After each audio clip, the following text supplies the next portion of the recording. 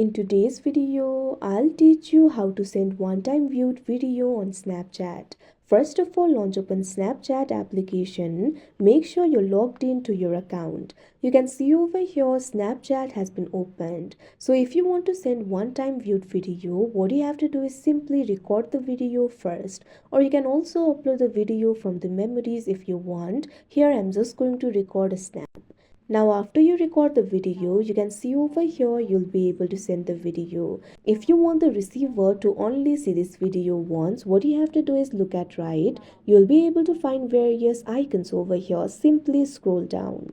At last, you'll be able to find this option for loop. If the loop is enabled, your video will be looped and they'll be able to see the video more than once. So if you want them to only view this once, what you have to do is simply tap on this option loop. Now after you do that, you'll be able to see one written over here. That means the video will only loop once. Now the receiver will only be able to see the video once. Simply tap on the send to option that you can see at the bottom right corner of your screen.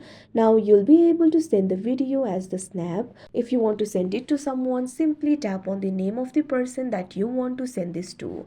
Now tap on the send icon that you can see at the bottom right corner of your screen. Now after you do that, you can see over here the snap will be sent.